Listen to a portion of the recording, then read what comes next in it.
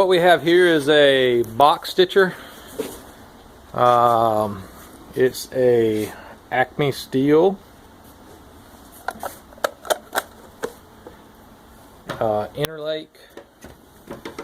There's the model number. Wired for 110 volt.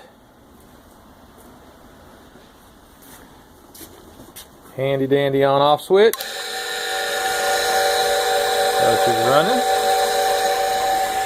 And then we put a box in her.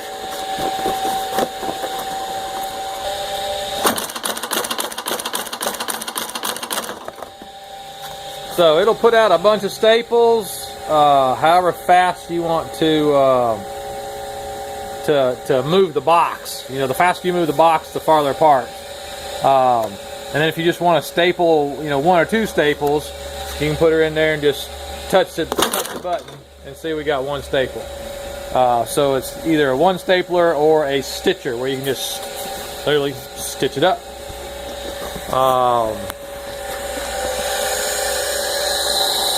Everything operating like it should. It has a little bit of wire left in it. And that's just the standard staple wire. Nice and quiet.